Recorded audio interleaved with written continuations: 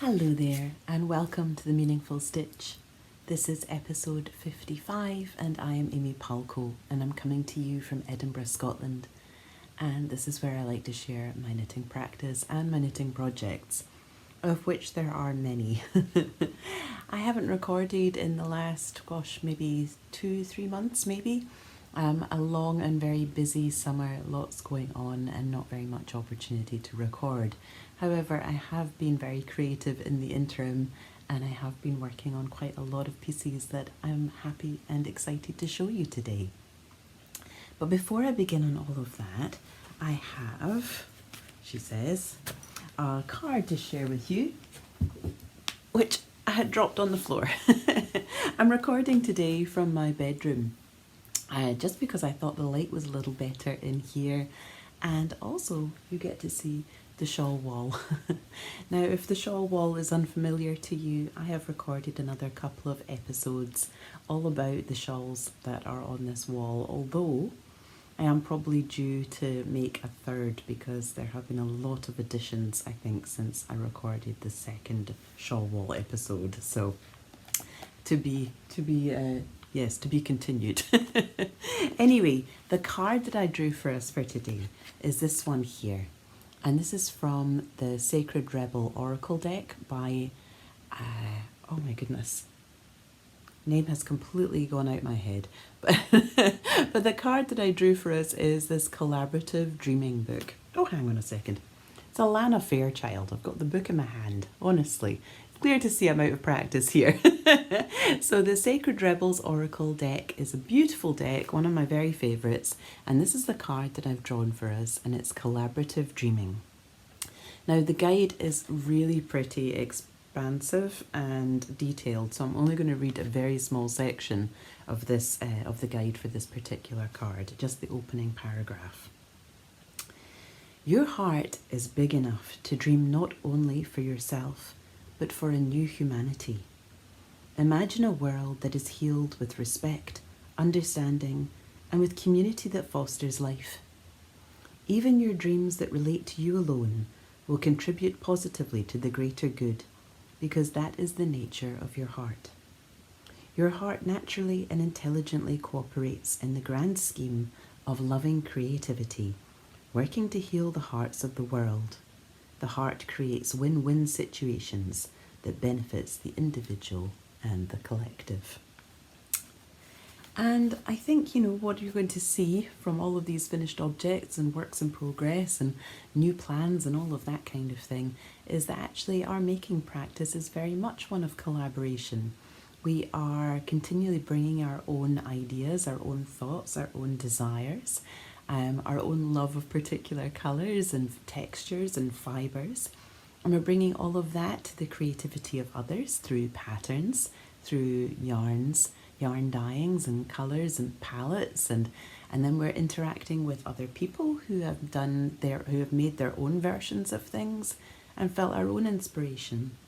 But even on a broader context, when I go out into the world, I'm continually being inspired by colour combinations or by particular patterns that I see in brickwork or in embroidery, or just our inspirations are myriad. So I think we're consistently and constantly collaborating with the world. But I think when we see ourselves as collaborators, we also see ourselves as participants. And I certainly want to participate in a world that is created and curated through loving thought and loving actions. And so, collaborative dreaming, I think it's something very, very important and very intrinsic to the maker's process and the maker's practice. Okay, so will we get on with things? I will be sharing a lot of patterns and a lot of designs and yarns and all of that kind of thing. The details for all of that you will find in the description box below.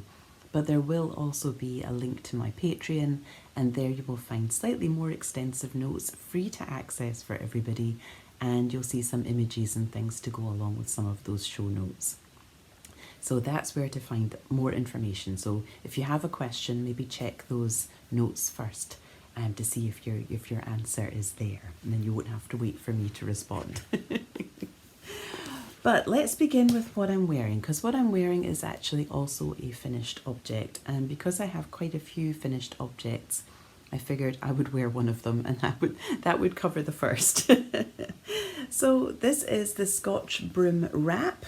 It is a pattern by Woolen Pine, and the yarn is the Yarn Collective 4-ply Fleurville, which I think was a palette curated by Melody Hoffman of Bee Mandarins, and all of the colours were connected to flowers.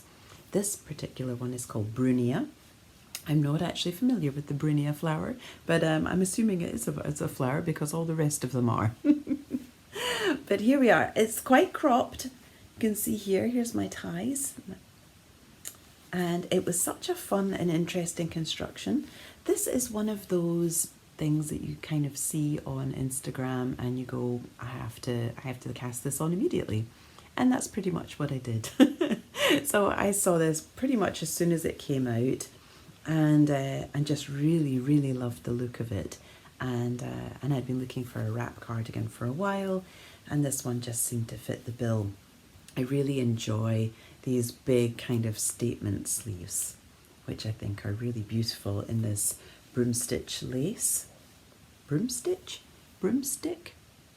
Not quite sure. Scotch Broom anyway. Lace. This is a 4-ply yarn, which is, I'm pretty sure it's just superwash merino, but it has bobbled slightly. I mean, I've not worn this a huge amount, but you can see there is some pilling on the fabric already.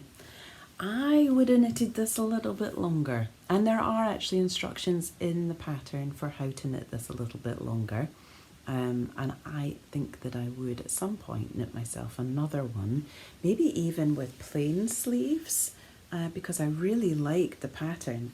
It was just very clever. You start with an I-cord, and then an I-cord cast on, and then a little bit of ribbing, and then you're knitting down the back, and then you're picking up at the front for the two crossover fronts, and then you are leaving all of your stitches, from what I can remember, this was a while ago, you're leaving all your stitches on hold, and then you are knitting your strap, your belt straight onto it. Let's see if I can see. There you go. So you're knitting your belt straight onto the garment at the bottom on these held stitches. So it really is quite an interesting construction. And then of course the very last thing that you are doing is picking up and knitting these rather fabulous sleeves. Now, one thing I would say is that because it is a loose lace, these bits here are sometimes getting caught. I literally, as I was just getting prepared for recording today, I got caught on on the door on the way out, and it was just a little snag that I'd never even noticed before, and it caught my sleeve on the way through. So you do have to be a little bit mindful, I suppose, with these kind of looser lace patterns. But yes, I'm very pleased with the result. It is lovely. I haven't had a huge amount of wear out of it yet. I was away for most of August, which I will tell you a little bit more about later.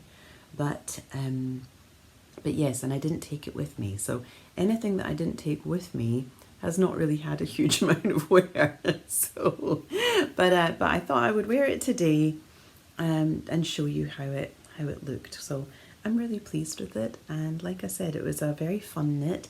I would be inclined to knit another, perhaps not with the lace, even although I do love the lace. And if I was, I would knit it a bit longer, and I think I would still stick with the kind of the balloony kind of sleeves, because I think they're quite fun. But yes, maybe plain sleeves. Sorry, I'm going to have a slurp of my tea. I'm a little bit husky, so it's probably because I'm so out of practice and I haven't recorded for such a long time. But yes, I do hope my voice lasts out, because I have so much still to show you. So, finished objects.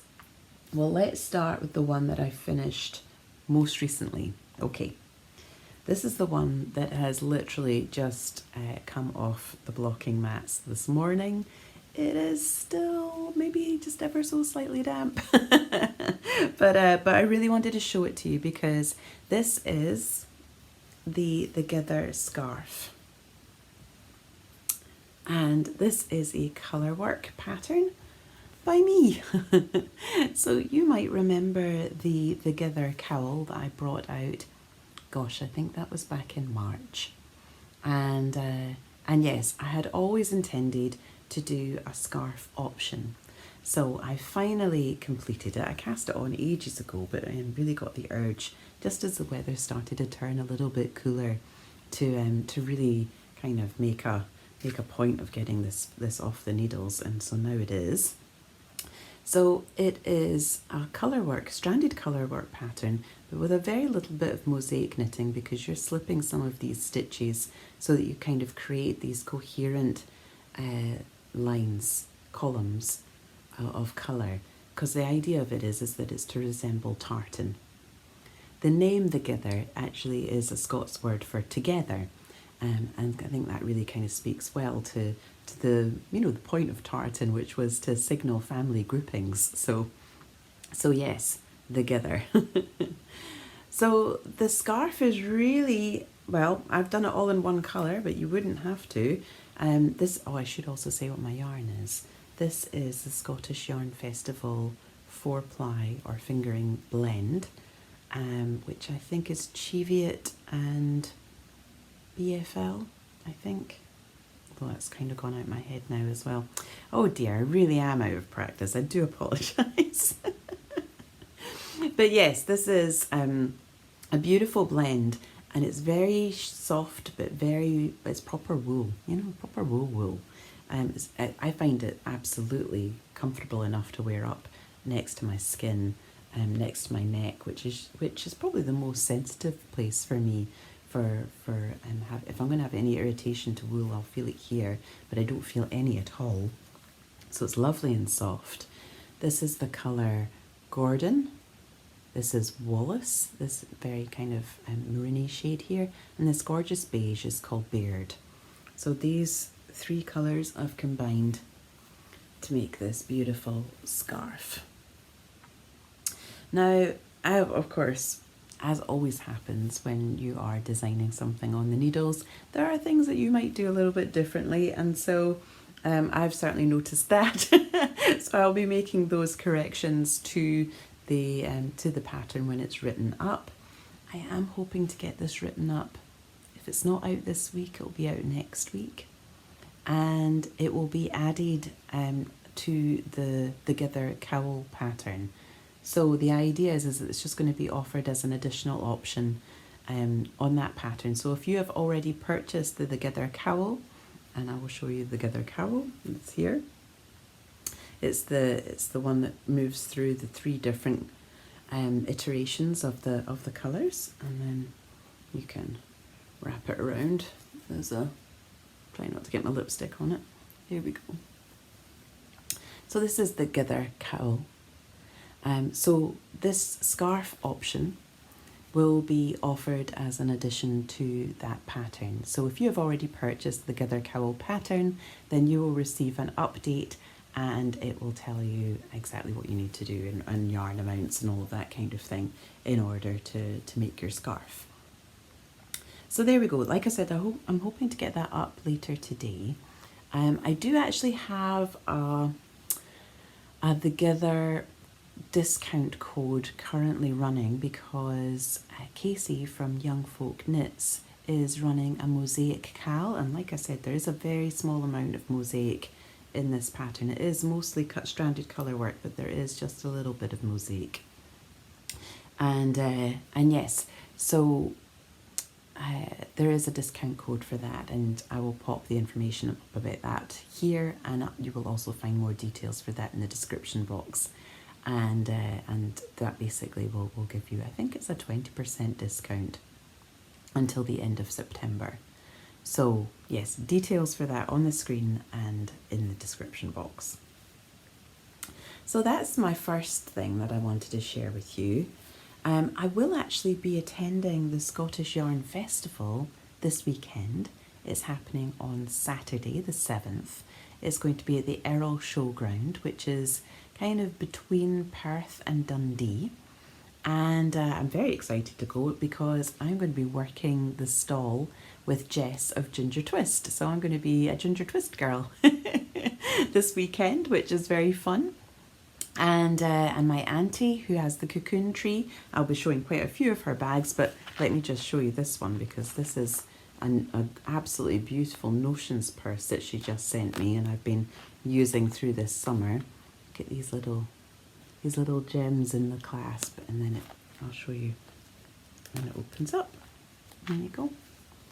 Beautifully lined with all of my notions inside, and it's deep enough and it's wide enough for me to put like a crochet hook in as well, which I love.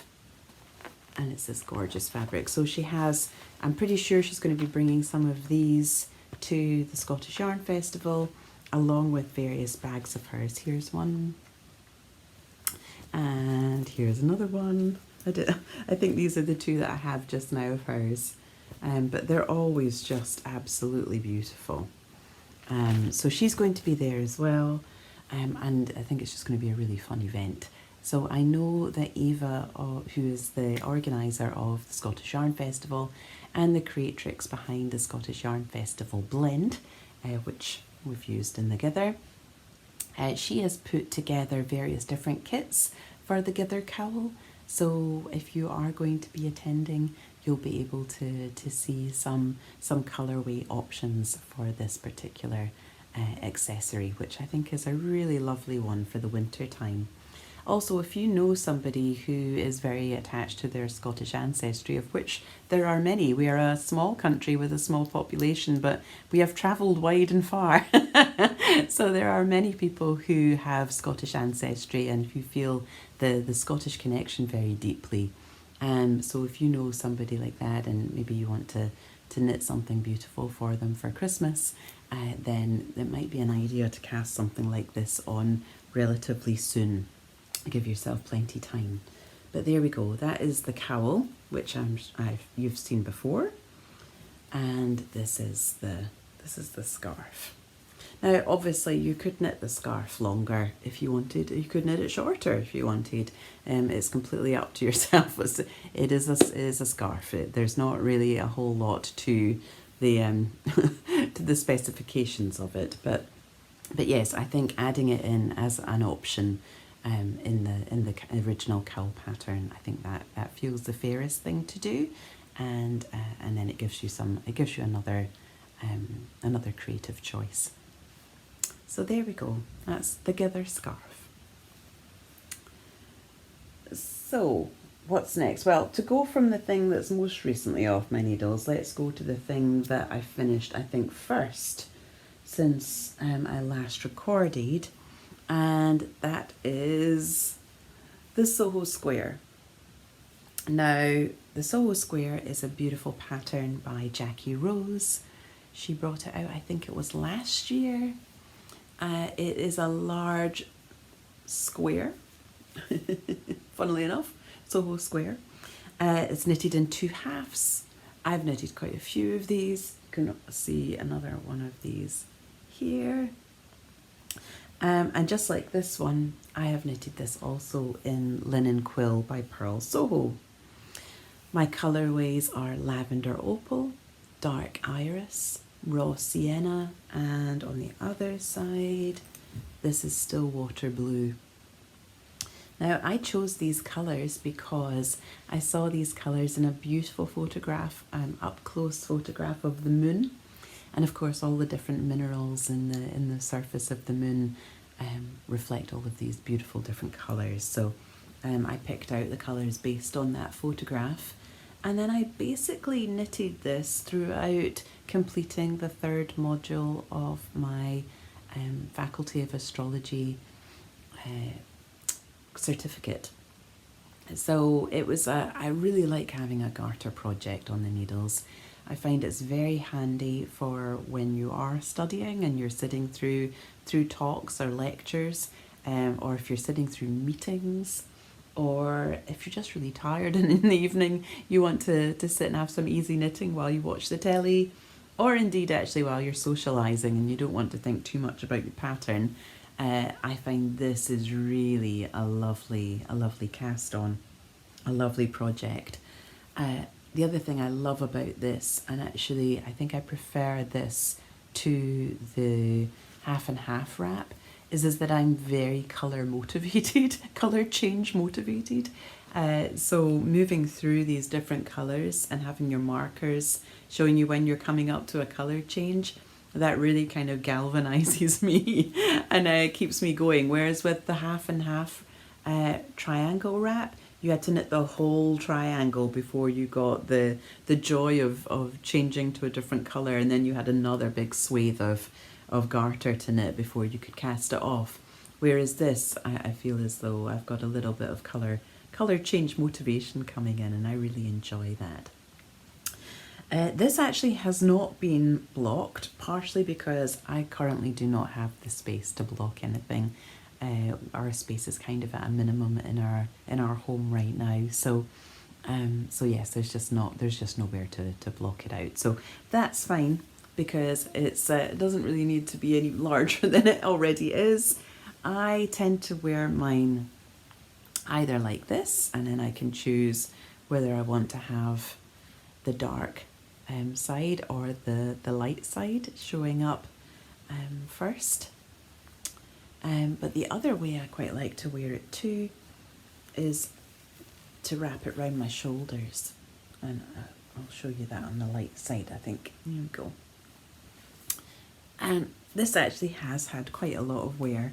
I decided to take this with me on our travels this August, and it was actually very, very warm, and I was thinking, gosh, this was very silly bringing this very large blanket with me. And now I'm having to traipse it around everywhere. However, towards the end of our trip, we did actually have some really quite chilly days, and I was very, very grateful that I brought it along with me. I was also really grateful for it on some of our train journeys where the air conditioning was turned up a little bit high, and I had something to wrap myself up in, and I don't know, I've just always, ever since I was a little girl, I've always really loved having a blanket to carry around with me. But and this kind of serves that purpose in a slightly more, I hope, stylish way. But yes, so I've been wearing this a lot. I love these colours.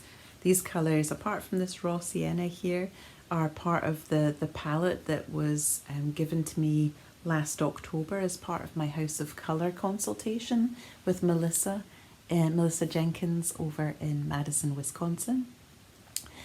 So I've been really enjoying playing with those colours, and this raw sienna here is really kind of a way to tie in, I think, some of the colours that I was wearing before that consultation, which were a lot warmer and more sort of towards the autumn palette. Well, this allows me to kind of just bring that in slightly, so I could match that with perhaps my rust coloured cords or something. So yeah, that was the idea behind that. But yeah, I wear this all the time. It's just a dream. I love these, and I would quite cheerfully cast on another. I was looking at Pearl Soho Linen Quill. I think they had a Labour Day sale, and the linen quill, in fact, I think all their yarn was 25% off, and I did price it up, and with the conversion rate at the moment, the currency exchange rate at the moment, I think it came out at £61 before shipping. And that's very, very tempting, but I have enough yarn just now, and I have enough projects to be getting on with, so I've had to tell myself not just now, and so I resisted, and I put that idea on the back burner. But I highly suspect that this will not be my last Soho Square. So a lovely pattern. I find it a joy to knit, and yeah, just something really lovely to wear. In fact, I don't even really want to take off. Now that I've put it on, I kind of just want to sit here wrapped in it and sip my tea and tell you about the rest of my knitting. However, if I do that, I do know I'm going to overheat, so so I will reluctantly take it off for now. What else do I have for you? Well, I have another pattern which I think I was working on for quite a wee while, but I did finish it just before the summer's warmth really kind of kicked in, so this really has had no wear whatsoever, but it is very beautiful. So I'm going to take off this and put on this other finished object so that you can see it. This is the Septennial Twist, and it's by Kelly Ordemann. She brought this out as part of the celebrations for the 7-year anniversary of Ginger Twist. Well, Ginger Twist has since had its 11th, so this came out a wee while ago. And it's a lovely wrap pattern. This yarn is absolutely glorious. Look how it glows. So this is Knitting for Olive in their Merino and held with a strand of their Mohair silk. And it's a lovely combination. It creates a really beautiful fabric. The pattern itself is quite straightforward in that you are knitting a long rectangle that you are then folding and seaming just here, and then you're picking up for your sleeves and then picking up for your collar, and you've got these two different cables. This is a 2x2 cable and this is just a 1x1 twist, but it's really effective. I think the pattern has instructions for a long one and a short one. This is the longer one because I really wanted that, although I am really tempted to knit a shorter one in black because I think it would fit really nicely underneath my black jacket. So that's an option. I thought the decreases on the sleeve were done really beautifully, actually. I think that's a lovely, lovely detail. And yes, I'm going to try and come up on my knees so that you can see this a bit better. But you can see the cable goes all the way down the bottom. Oh, and now we've got a problem. There we go. Okay. So yes, it's worked out really well. I'm really pleased with it, and it did take quite a long time to knit, even although it's knitted on, gosh, I think it's size 5mm needles or 5.5, and yes, it's the mohair held with the fingering weight, but for some reason this long rectangle seemed to take me an awful long time to do. But we got there eventually and then blocked it all out and then did the seaming and picked up the stitches. So I think I'm going to get like a lot of wear out of this. The weather has just started to turn, so I think maybe I'll be able to wear this a lot more over the coming weeks. But basically it feels like the way you wear it, I think, feels like a shawl with sleeves. It's very easy to throw on. And in fact, I suppose you could even like pop a button or something, or a pin if you wanted to hold it in the center here, but you wouldn't have to. It just feels very comfortable like this. So I'll just show you the inside. There's the mattress stitched seam. And yes, this yarn was a gift actually from my mum and dad. It was for my Christmas this year. They popped it into Knitting for Olive whilst they were in Copenhagen just before Christmas last year. And so they brought me a beautiful sweater quantity of this pink Daisies. And yeah, it was just a joy to knit with. That was the first time I'd knitted anything with Knitting for Olive. And yeah, I'd be very tempted to order and knit from them again. It was a real delight. I think they have lots and lots and lots of different colours to choose from, and And yes, I have noticed, I'm pretty sure it's them, on Instagram. They've been sharing some of their swatches where they take one colour of their merino, one shade of their merino, and then they hold it double with various different shades of their mohair, to show how the strand of mohair can really influence the overall colour of the swatch. And I think that's really fascinating, and so I really love seeing the different options that they're providing for that. So yes, this is the Septennial Twist. It's a pattern on Ravelry. Again, links for everything will be in the description box, and it's by Kelly Ordemann. Okay, so what next? Well, while I was away on my holiday, on my travels, I decided that I was going to knit on a shrug, one of the new shrugs from Jackie Rosie's shrug season. And I had a quick look through my stash. I don't have complete access to my stash just now, so I just kind of had to rummage around the sides of it. And I took some cotton with me, and I don't know why I thought that would work, because it became very clear within the first hour or so of our train journey that this was not going to work. But I continued with it anyway, just so I would have something to knit on. And when I got to my mum's, we ended up going through her stash, and we picked out some yarn, and I cast on and completed the Bloedel Shrug by Jackie Rose, which, as I said, is one of the new designs in her Shrug Season collection, which is also now available on Ravelry. So I will show you my shrug. So pretty, and it feels just delightful.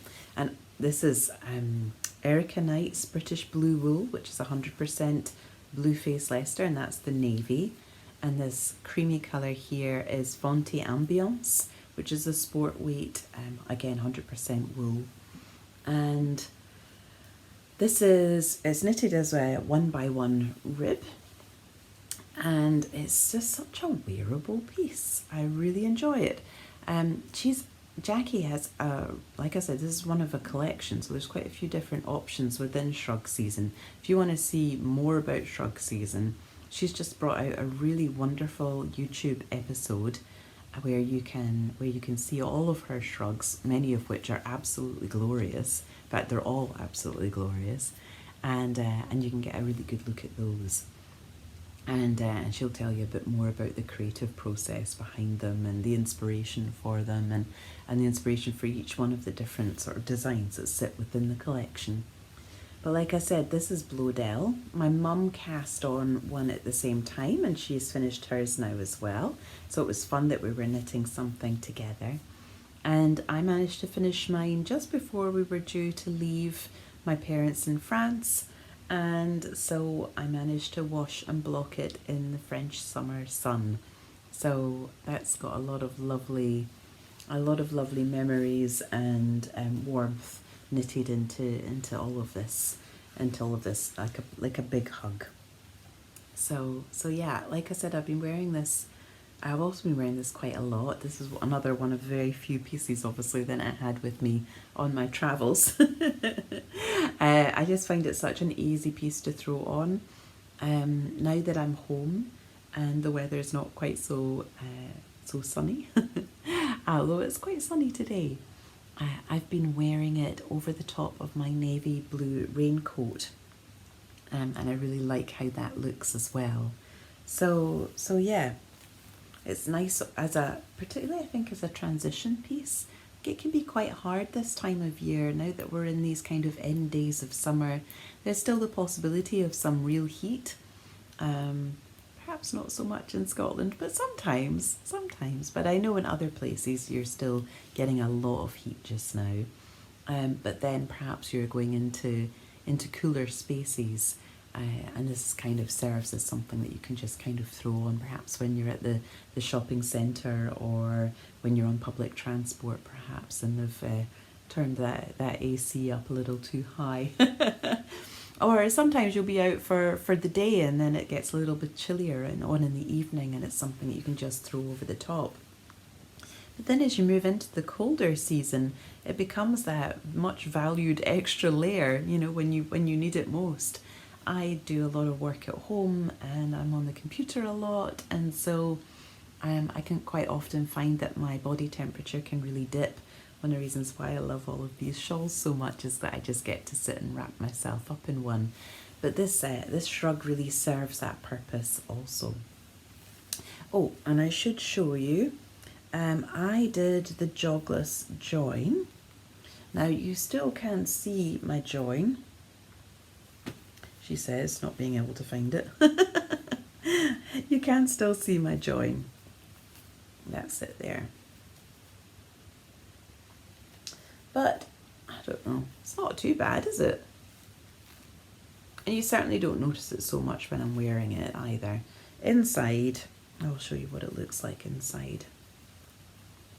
Because for me this one really is, it has an inside and an outside. So that's my jogless join on the inside, and it's a bit more noticeable there. But on this side, yeah, I tend to wear it down the back, so then people don't see it so much. There we go. But yeah, I'm really pleased with it, and I know that it's going to get a lot of wear, and I already have plans for another, but I will tell you more about that just shortly. Okay, one last finished object. I might pop my cardigan back on. So this again is very, very recently off the needles and off the blocking. Well, I was going to say the blocking mat, but actually it was a blocking plate. And that's because this is the beautiful new design by Claire McLean. Now, Claire is otherwise known as On the Side on Instagram. That's where you'll find her. And she is based not too far away from me actually. And so we've met up. In fact, we met up while Jackie was over staying with me after the Woolly Good gathering. And when Claire came to that meeting, she was that meeting, drinks and blether and knitting. She was wearing her own design, which was the Argyle tee. I'll pop a wee photograph up of that just now so you can see it. And I loved it so much, and I do intend to cast one on at some point, but I did say that I thought it would make a really good berry. Well, she took that comment and ran with it and designed a beautiful berry. And I have just had the honour and the privilege of test knitting it. So here's the berry. I haven't woven my ends in. But here's the berry. Now I have used North Bay Fibre Elemental Sport. And I used this because I had some leftovers from this. Can I pull it down? Yeah, there we go. This is The Artist by Natasha Hornby. And Lisa very kindly sent me the yarn to knit this as a kit, as a gift, which was very, very kind of her. So I had an absolute ball knitting this. In fact, I shared this in my last episode, but I had a little bit left. And so I decided that I was going to use my leftovers to make this Argyle Beret. I've used the colours Rock Bottom, and then, I don't know if you can see, but that's like a light grey called Coho. And then there's Natural. So there's not a huge contrast between the Coho and the Natural compared with the very high contrast with the Rock Bottom, but I really love it. Actually, I think it's created a really lovely effect. I'll pop it on so you can see. You see? And then I've got this beautiful pom-pom where I've used all of my colours. I actually used a clover pom-pom maker that I received as part of my advent from my mum a few years ago. Now I think I've only used it once and I'd totally forgotten how to use it, so I had to look up the instructions a tutorial on YouTube to remember how to make it. But I had so much fun making this little pom-pom. Look how pretty it is. So these other colours here are holly. I can show you on this better. Holly and lotus. Those are the other colours that make up. But there we go. That's my Argyle Beret. Now, one of the things I really love little projects like this for is that they introduce you to new, or they can introduce you to new techniques, and then you get a little flavour of them without having to commit to a whole large garment. And so this is the little project that has allowed me to learn ladderback jacquard. So I'm not sure how well you'll see it here, but there's a little bit of ladderback jacquard here. Now ladderback jacquard, there it is again, is a way of catching your floats without it then showing on the other side. You see here? So, because if I had caught that float in the usual way, then you might see a little bit of white poking through. But because I've done the ladderback jacquard, it actually sits separate and away from the fabric. Do you see that? Now, I had never done that technique before. In fact, it was one of those techniques that I had built up in my head as being too difficult. And so, I approached it with a little bit of trepidation, but I found Isolde's tutorial on her website, and it was just really straightforward and easy to follow. And before I knew it, I was creating ladderback jacquard quite straightforwardly. So that was fantastic. And you see this? It's like you're like knitting a column that sits separately off the back of the rest of the fabric of your knitting. It's very clever. So yes, this little hat has given me the opportunity to learn that. And the other thing is that I can't remember ever doing 3 colour, I'm saying this and I'm remembering another one that I have done, 3 colour stranded knitting. I did that for the Hoef, this one here. So yes, this section here I think was 3 colour stranded knitting, but because it's all 1 by 1, it was pretty straightforward and I didn't have to, it wasn't too confusing, and I managed my yarn management okay. This one was a little bit trickier, but once I figured it out, and it's mostly just about how to hold your yarn. It's a yarn management thing more than anything else. So once you've figured out your yarn management, so you're not getting yourself all in a, as we would say here, a fankle or a tangle, then actually it's fine and dead easy. And yeah, the result is absolutely glorious. Now, I have knitted this in sport weight. It is not a sport weight pattern. It is a DK weight pattern. So I'm going to knit another one in DK so that it's a closer match for the test knit, and I can give more accurate responses to the test knit questions, because I think that's the role of the test knitter, really. But the other thing I should say too is that I know that Claire is also planning a 2 colour version, so there'll be like a 2 colour chart and a 3 colour chart. And her chart is so clever. I mean, I don't know if you're like, if you can see, it's almost like an optical illusion, the way that she's managed these decreases. And as I was doing the decreases in the chart pattern, I felt as though somebody was talking me through like how to do a magic trick that I didn't quite understand, but trusted implicitly, and then got to the end and was like, ta-da! Almost like I had inadvertently pulled a rabbit out of a top hat. All of a sudden I had this amazing piece piece of art on my needles. And yeah, just astonished by it, and just, yeah, Claire's pattern's really, really brilliant. I have just at the moment tied this pom-pom in place, and actually it needs to be sewn, I think, just so that it doesn't keep, yeah, it's not too loose. It's a bit loose there, but I will sew it down properly and weave in my ends. But yes, I blocked it originally on a dinner plate. So once I'd washed it and soaked it for a bit, I popped a dinner plate inside it and I left it to dry. And that's it now.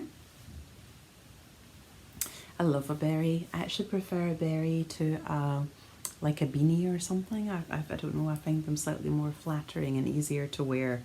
So yeah, I am very happy with my Argyle Beret. Oh, I have just noticed another finished object that I haven't told you about yet. Oh gosh, I have 2 finished objects I haven't told you about yet. Oh my goodness. Okay, so, well, this one isn't, I mean, it is finished. I want to do something extra to it, but I am considering it a finished object. I was watching Marilisa on Girl Meets Yarn, and she does a wonderful pattern. She does wonderful pattern roundups that I really enjoy. She finds patterns that I don't generally come across otherwise. Some of them will be like new releases that have kind of popped onto my radar, but otherwise she generally chooses to showcase patterns that I've not seen. And this pattern was one of those. Again, ends not weaved in, woven in, ends not woven in, and it's not been washed and blocked. Again, I don't have space to wash and block. It has been washed, but not blocked. Is that right? No, it's not even been washed. I don't have space to do that just now, and also I have lost my T-pins. I have ordered more, which arrived yesterday, so at some point this will get washed and blocked, and then it will look nicer.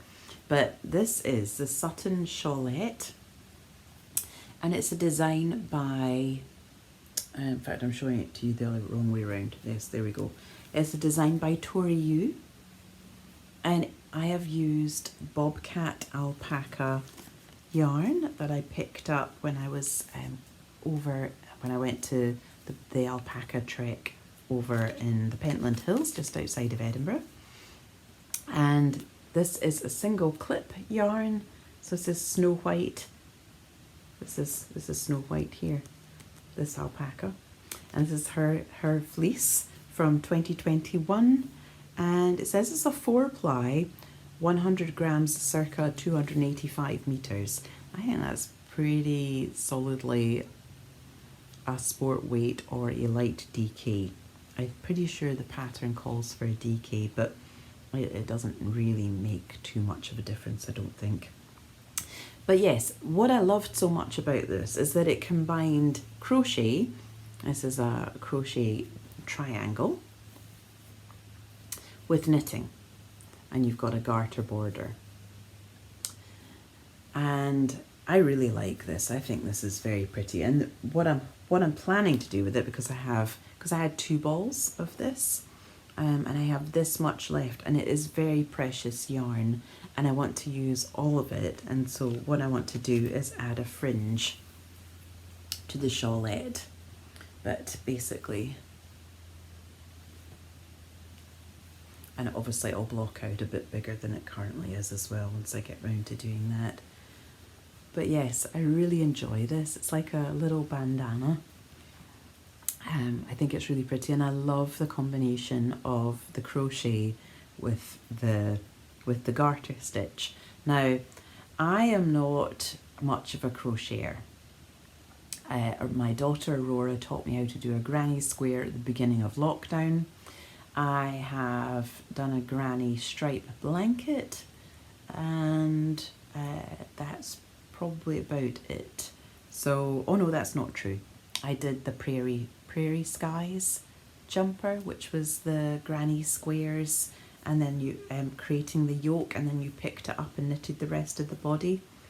So I had done that before. I really like the play between crochet and knitted fabric. And also I find it quite joyful being able to use the two very different techniques and bringing them together in one finished article. So I felt super inspired by this and decided that I was going to work on a shawl design, and I've finished that shawl design. I'm going to be doing a second sample of it, but it doesn't currently have a name. But this is it at the moment. Again, not washed, not blocked. But this is it.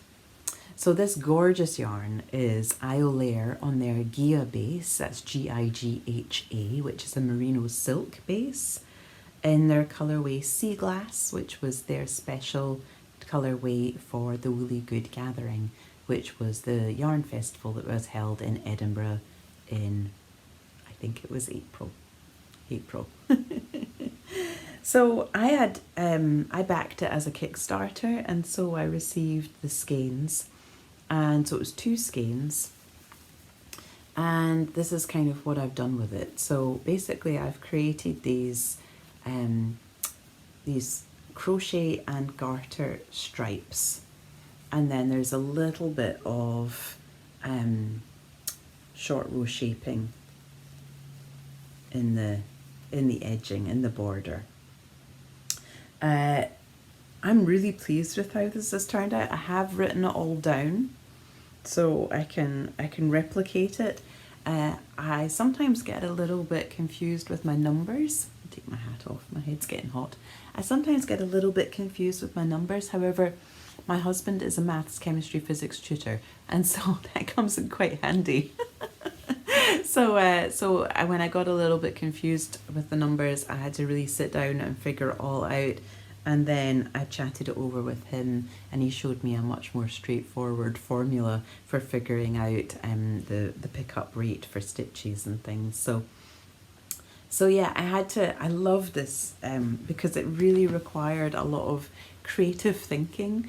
I had a few sort of challenges for how to bring together the crochet and the knitting. And I'm just so pleased with how it worked out. Also, I think it's the kind of shawl or the kind of knitting that or the kind of project you could do if you were kind of a more accomplished knitter and you were newer to crochet, because the crochet is super simple. The knitting has to kind of work double time in order to accommodate the simplicity of the crochet, and that's because I am first and foremost a knitter and not a crocheter. Well, I suppose I am kind of a crocheter now. So but yes, so it's slightly more complex knitting. There's sort of some techniques involved and things that you would need to work. So if you were coming at it as a crocheter towards knitting, it might be a little bit harder, a little bit more complex.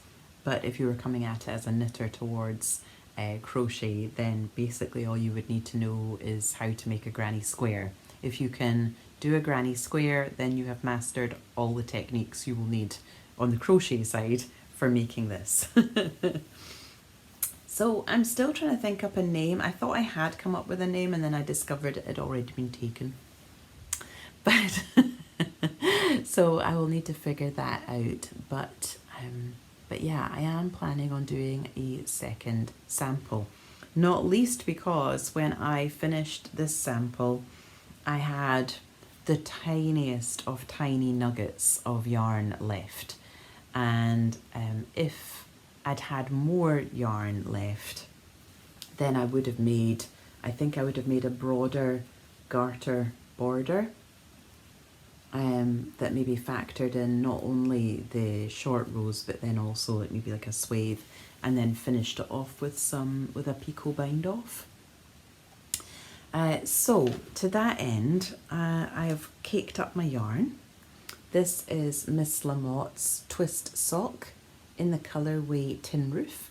Miss Lamotte is an incredible yarn dyer based over in South Africa, and my mum brought me home some 3 skeins of this gorgeous yarn when she was over in Cape Town at the beginning of the year.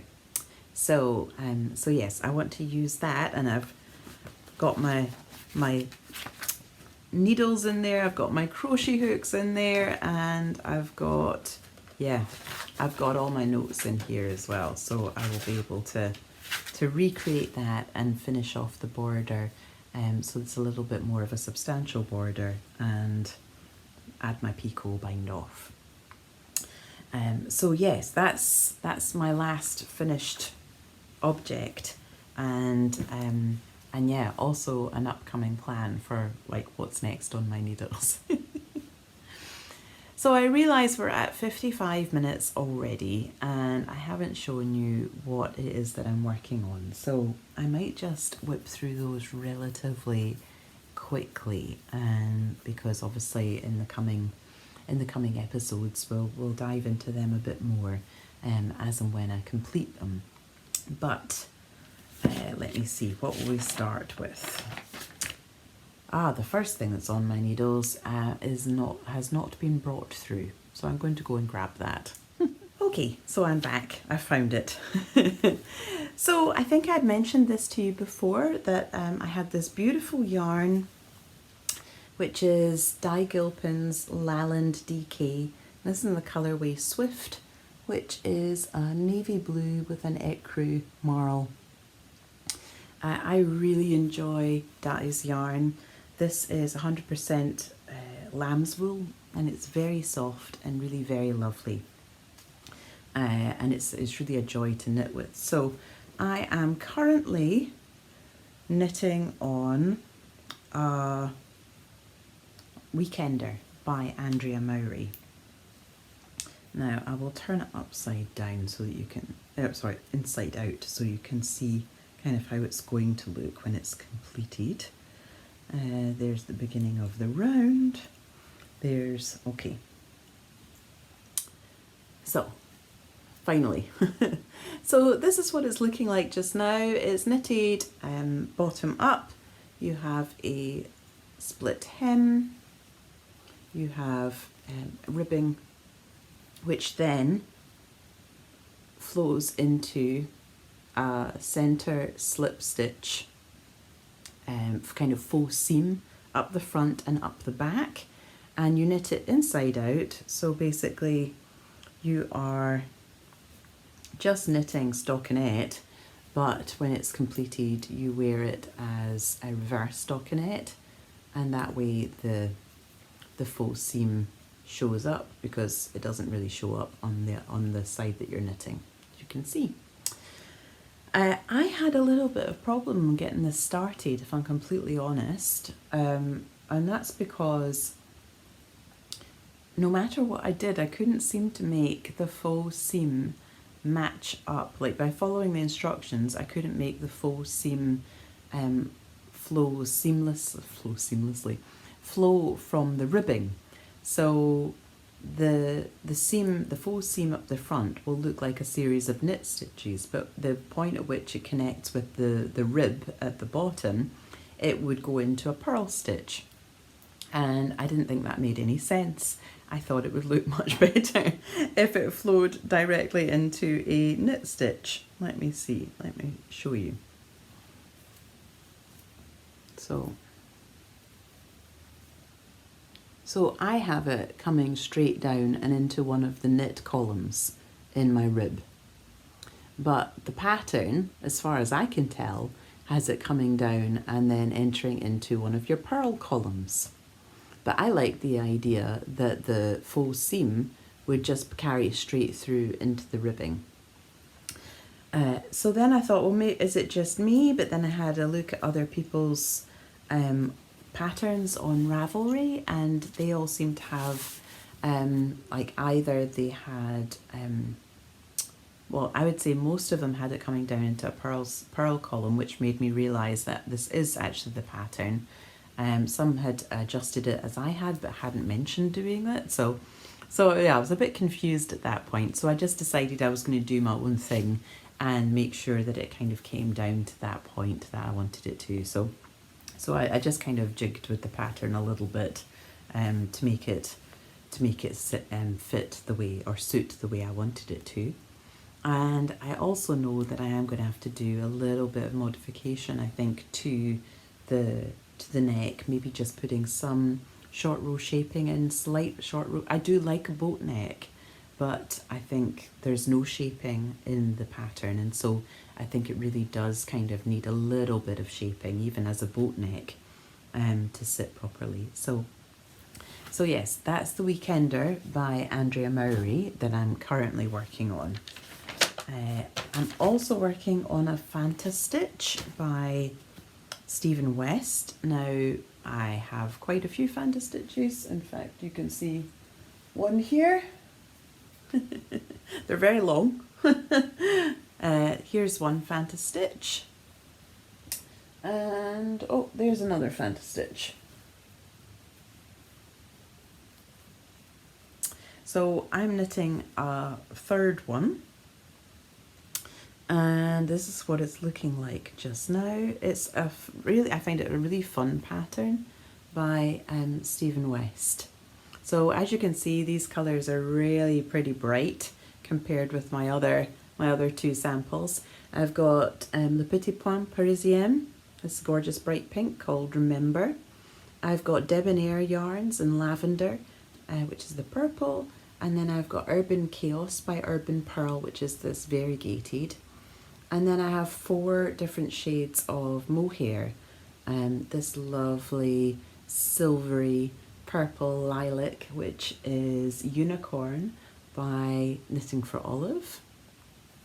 I have 2 Ching Fibre special colourways that I think were club colourways, and that's this one here, but also, I don't know if you can see, but I've got like a sort of a yellowish variegated mohair in there as well, and then I've got this very dark purpley mohair, and that's Mohair de Ferme de France. So I really enjoy a Fanta Stitch because basically you're bringing together 3 fingering weight and 4 fluffy, and in the pattern Stephen West recommends that you use Suri alpaca, but I think in all the ones that I've done I've used mohair instead, because basically you can take like 1 ball of mohair. So let me show you like this. So if you've got 4 balls like this in different colours and then 3 skeins of fingering weight, I chose the variegated one, and then I picked out a couple of the speckles from that variegated, and I had a purple and a pink to go with that. Let me see if I can show you the variegated. You can see there's a bit of the pink there, and there's a little bit of the purple.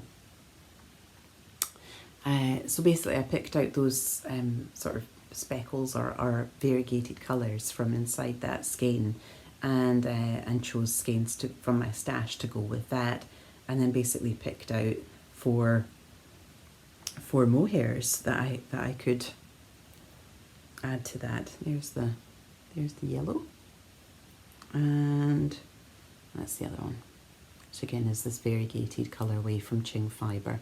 So those are both the variegated from Ching Fibre, Knitting for Olive, Mohair de Ferme de France.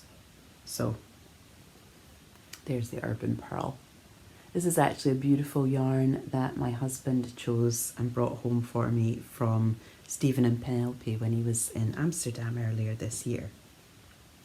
Oh, and I've been using this as well, which is rather handy, just to remind me what colour is A, B, C, D, E, F and G. So there we go. That has been coming in quite handy, and I just keep that in my bag along with my knitting for whenever I need a wee reminder. So that's the Stephen West Fanta Stitch. The announcement has already come out, I think, about the MCAL Go-Go Dynamo, I think it's called. It looks like it's going to be a design that's celebrating graphic design. I always get really excited about the MCAL. I feel like I kind of, I didn't complete the MCAL last year. I know there was some controversy around it, which I think Stephen dealt with very well, but I actually ended up being away for, again, most of the time that the MCAL was going on for, because I went to Rhinebeck last year. And so I didn't manage to keep up with the clues and, you know, keeping up with the clues and joining in the social aspect of the MCAL has always been a really big part of that process for me. And so, yeah, and because I didn't do that, I just kind of lost the momentum on it and I didn't end up completing it. So this year I hope to complete it. I have already chosen some yarn, but I think maybe I should do another episode where I kind of talk about that plan and maybe show you some of my other Stephen West shawls and things. So maybe that's something for the next few weeks.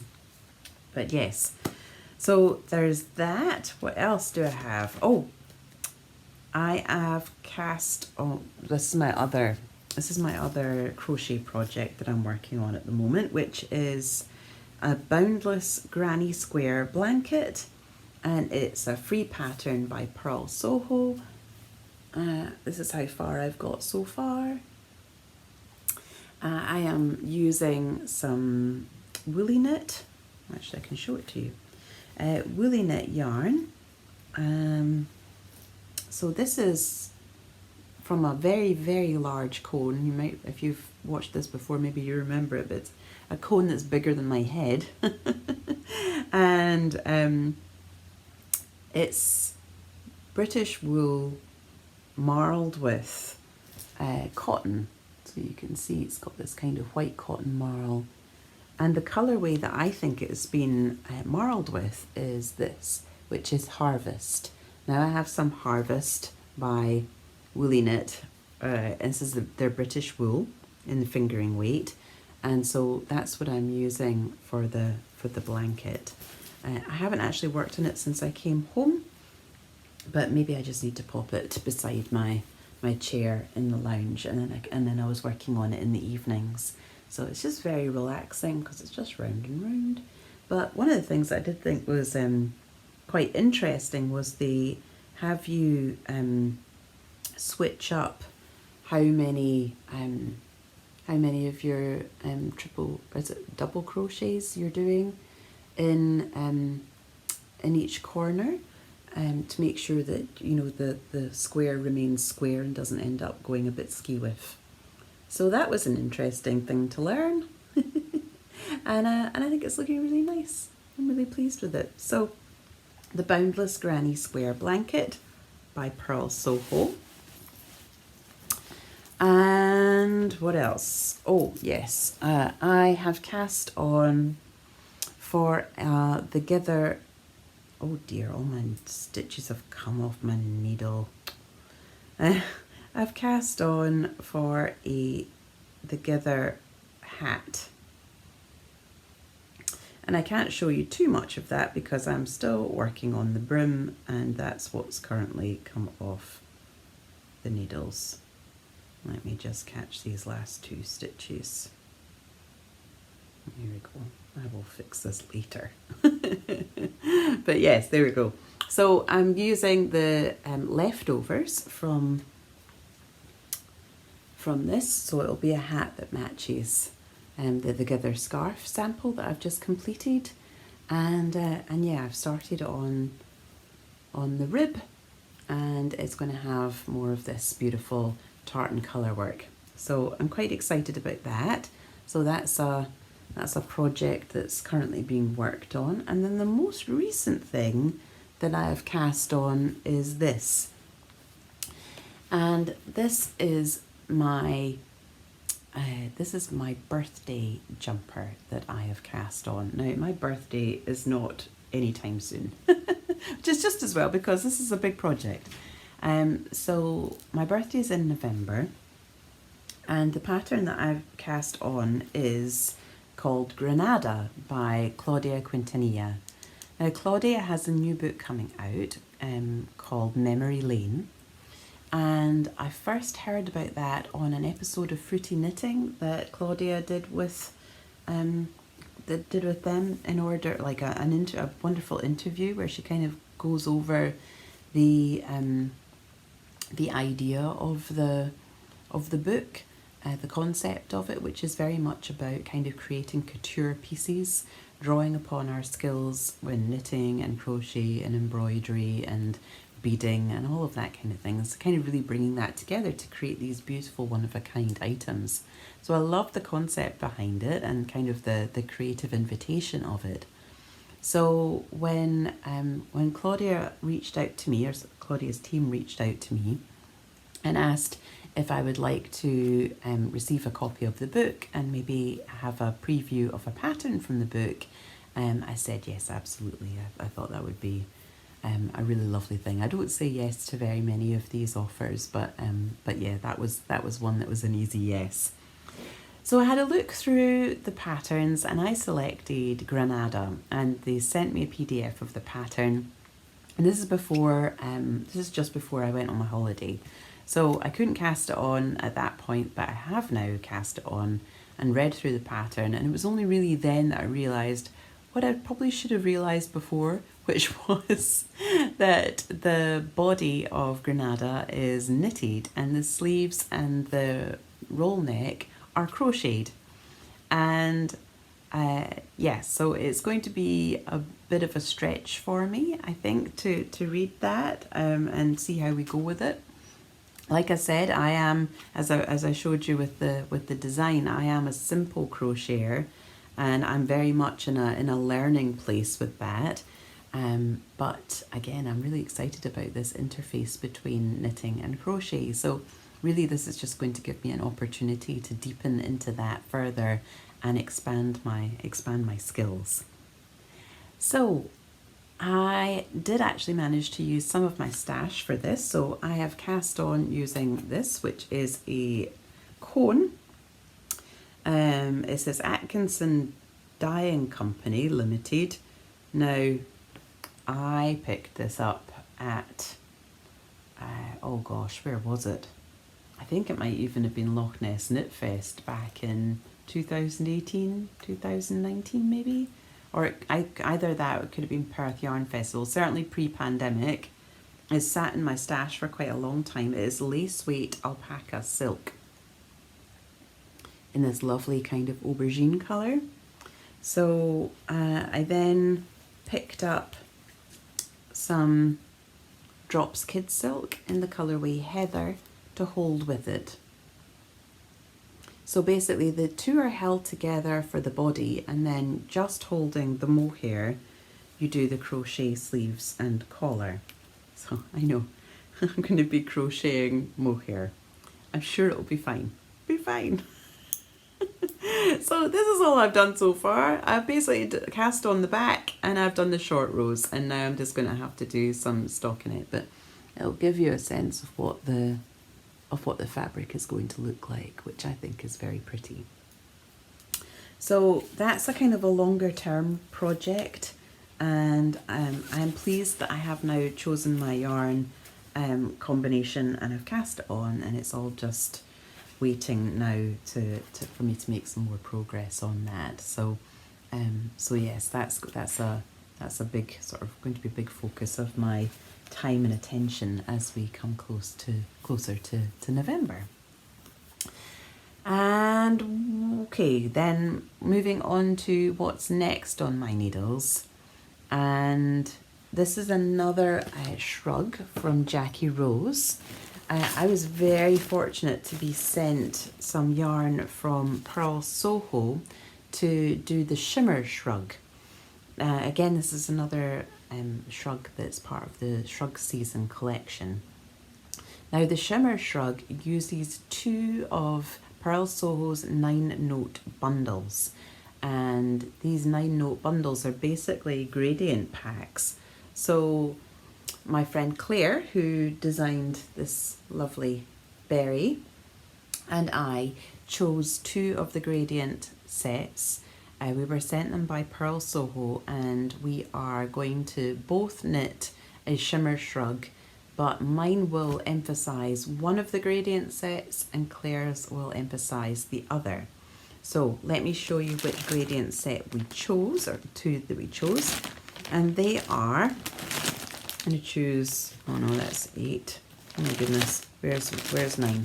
So I've caked all of these up and put them into these little IKEA bags to try and keep organized, because trying to organize 18 balls of yarn in beautiful gradients that are so subtle in their gradation that some of the skeins are really difficult to tell apart. So I have made sure that I've got the numbers inside, the labels inside each of the cakes, and I've basically, and this is number 9 and this is number 1, so it gives you a sense. That's the begonia, the lightest begonia and the darkest begonia, and the lightest dragon fruit and the darkest dragon fruit. And then basically I have all these other ones which sit in between the lightest and the dark. So I won't take them out of their packets because that way madness lies. And I need to try and keep them all organised and together. But I will be casting that on this week, not least because it will give me something easy to knit on whilst up at the Scottish Yarn Festival. So that's really exciting. The Shimmer Shrug is absolutely beautiful. Jackie's already completed one, I think, or two, in 2 different shades of blue, which are really very stunning. And so I'm really excited to see how it knits up. But mine will have the emphasis in the dragon fruit, so the cooler pink. And Claire, who also had her colours done through House of Colour and came out as an autumn, her focus will be the begonia, which is the warmer pink. So the warm pink sits in her palette and the cool pink sits in mine, but with this thin stripe of contrast colour of the warm in mine and the cool in hers. I think it will look really, really beautiful. So I'm very excited about that. So that's all sitting in my basket, just waiting to be cast on. Okay, so a few things that are new to me. I feel like I'm racing through everything now, so I'm just going to take a slurp of my tea and just slow down. Okay, new to me. My mum also brought back this from South Africa for me, and so I wanted to share it with you. It's a Mohair Magic gift pack. Now,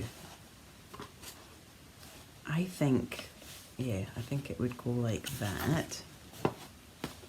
So basically it's all of these really lovely black and silver and grey mohairs and boucle, and then there's a little bit of stellina, and then alongside that Mum has added in these, which are like mohair magic balls in these lovely sort of wines and berry colours. So I'm hoping to do something. I haven't completely decided what I'm going to do with it yet, but they look incredible and they sit inside this lovely box. So this is Adele's mohair, handmade by rural women in South Africa. And the contents is 9 20-gram mohair, 1 20 grams of bead yarn, 1 20 grams of ribbon yarn, and 1 30 grams of chunky mohair. And it comes with a range of these lovely patterns as well. So there's a scarf, and there's a poncho, and there's another scarf design. So I could use one of those patterns, or I could go my own way with it. I haven't completely decided yet, but I'm quite excited about casting that onto. There's the web address in case you're looking for it. Adele's Mohair, and she's also on Instagram as well. So there we go. Actually, it says there are 19 more gorgeous colorways to choose from. So yes, that was a lovely gift. And while I was in France, Mum and I went to Les Dames qui Piquent in Sant, which is the yarn shop in Sant. It also has a bank of sewing machines, and they do classes, and there's a co-working space and an exhibition space. It's a very cool venue in Sant in France. And we bought ourselves, we each bought 1 skein of fingering and 4 mohairs to build another Fantastitch kit. Mum added another 2 skeins of fingering weight to hers already, and her Fantastitch is further ahead than mine. I have not added another 2 to mine, partially because, like I said, I haven't really got access to my full stash just now, but also I am hoping that maybe at the yarn festival, if I take along this skein, then I'll be able to find maybe another 2 to match it. So my skein is from Manos del Uruguay in the Alegria. I don't know what the colourway is. Oh, the colourway is called Cabaret. And it's this dark kind of French navy with this beautiful cool pink and white. It's a really nice skein. So I've matched that up with these 4 balls of Drops Kid Silk in the light blue, the pink, the dark blue and the white. So I just need to find another 2 skeins of fingering weight to go with it. So that's what I'm going to be looking for at the yarn festival this weekend. And then lastly, when I was in Oxford, I popped into the Oxford yarn store and I treated myself to 2 skeins of Easier Spinny in this absolutely amazing shade, which is called number 44. It's 600 meters to 100 grams. So it's kind of like a heavy lace, I suppose, but it could be held double with something, or could be held by itself for a nice lightweight shawl. Not quite sure what I'm going to do with it yet. Decisions. Nice decisions to have. All of which brings me on to what's been bringing me joy. So last section. So the first thing I think that's happened since I last recorded was that my youngest has had his graduation ceremony. So he graduated from the Conservatoire in Glasgow. That was a really lovely day. We had such a nice time. We got some beautiful photographs. The ceremony was really beautiful. It was really moving. And then after that, we all went out for a lovely meal at Café Andaluz. I love Spanish tapas, and so do we all as a family. So we had that, and we had some lovely fizzy wine, and it was just a really joyful celebration. Yeah, since I last saw you, also, as I said, I've been to France. So again, we took the train down to my mum and dad's, and we stayed with them for about 10 days. We had quite mixed weather. Some days it was a bit cooler and a bit drizzly, and other days it was absolutely scorching. On one day we had 41 degrees Celsius, which is far too warm. But the rest of the time the weather was pretty good. And we had some time to go in the pool, and we had some time to knit, and some time to go exploring markets, and yeah, just to really enjoy relaxing, watching the Olympics, all of that kind of thing. So it was really a very lovely time, and an opportunity to catch up too. And then on our way home, we came home via Oxford, and we spent a week in Oxford, and my husband and I attended the Faculty of Astrology summer school at Exeter College, and that was a real joy. It's always very full on. It's classes all day, and lots of new ideas and new techniques and new thoughts, and just very, very inspiring. Wonderful teachers. A delight to be around other people who are all talking the language of astrology too, and yeah, it's become a real high point in my year. So it was really fun to be able to share that with my husband, and for us both to experience the summer school together. So we had that, and then also while we were in Oxford, we visited the Pitt Rivers Museum, we visited the Natural History Museum, we visited the Ashmolean Museum, we went to the Covered Market, and we went to a wonderful stationery shop called Scriptum, and yeah, it was just we just really enjoyed ourselves. We had a really nice time there, and then we came home. And since I've got home, I've been deciding on like what my next moves are with my astrology training, and I have decided now to go ahead and do the certificate exam. So I'm currently doing a practice module that will then lead me into that, and I can continue my more formal training. Despite having learned astrology for, well, over a decade, this is really me kind of formalising, I think, my education around that. So yes, I've decided to continue going down that route. So I received my first assignment, and and so I'll be doing that. I'm looking forward to that too. And then I got a couple of books that I wanted to share with you too. The first one is this one here, The Magic Words by Joseph Fasano. It's basically a book that makes poetry writing accessible, and the way in which it does that is by offering you these kinds of templates where the poem is already written out, but under all of these kind of spaces it tells you what kind of word needs to fill in the gap, whether it's an adjective, a noun, a verb, or an adverb. And sometimes it gets you to repeat some of your words from earlier in the poem, and then all of a sudden, almost as if by magic, you have written your own poem. So I've been using, in fact, I've only actually attempted the first template, but I have used it over and over. So I've actually written quite a lot of poems using it, but only using one template so far. And I've used it as a way to explore some of the astrological archetypes.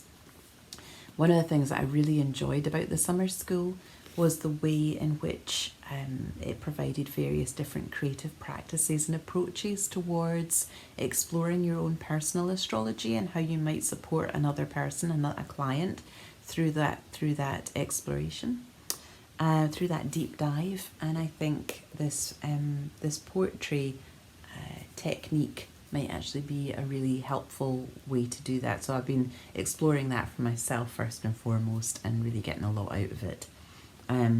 He also has an Instagram account, and actually that's how I discovered this book, was through Joseph Fasano's account on Instagram. And he had shared a poem that had been shared with him, which I won't read because I find it so moving that I cry every time I try and read it out loud. So, but yes, it's astonishing what can actually be achieved through following through these poetry templates. So there we go, The Magic Words by Joseph Fasano. And then the last book that I want to share with you is The History for Tomorrow by Roman Krasnarich. And I really, really like Roman Krasnarich. The book that he had written before this one, called The Good Ancestor, has really resonated with me in many ways. But I think, the striving to be a good ancestor is basically what I think we should all be doing.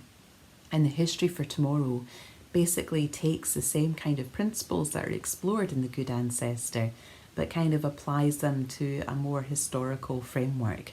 So we're looking back to the past in order to see what messages there are for us, what wisdom there is for us in the present moment, so that we can continue moving forward, making good choices for the generations that come next. So I am listening to it as an audiobook, in which Roman Krasnarich has actually done the narration for. And I always really like when the author does the narration for the book.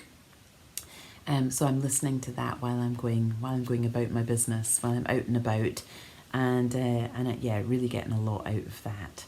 So I'm recommending that both as an audiobook, but I did also purchase the Kindle book, and I probably will buy the paperback when it comes out, because it's one of those books that I would like to have on my shelf. Okay, oh my goodness. Well, that was an awful lot, my love. So if you're still here, well done. But I will finish things up with a poem, and then yeah, I will get to knitting on all of my works in progress. But yes, thank you for being here, and thank you for bearing with me throughout the past few months when I've had to take a bit of a break. But yeah, hopefully more frequent podcasts coming your way. So to wrap things up with a poem, I wanted to share with you, following on from Roman Krasnarczy's History for Tomorrow and The Good Ancestor, I wanted to share the poem Good Bones by Maggie Smith. Good Bones. Life is short, though I keep this from my children. Life is short, and I've shortened mine in 1,000 delicious, ill-advised ways. 1,000 delicious, ill-advised ways I'll keep from my children. The world is at least 50% terrible, and that's a conservative estimate, though I keep this from my children. For every bird, there is a stone thrown at a bird. For every loved child, a child broken, bagged, sunk in a lake. Life is short, and the world is at least half terrible, and for every kind stranger there is one who would break you, though I keep this from my children. I'm trying to sell them the world. Any decent realtor, walking you through a real shithole, chirps on about good bones. This place could be beautiful, right? You could make this place beautiful. So, there you go. There's an invitation to end on. Let's make this place beautiful, and I'm sending you lots of love and wishes for happy making. Enjoy the changing of the season, and I will speak to you really soon. Take good care.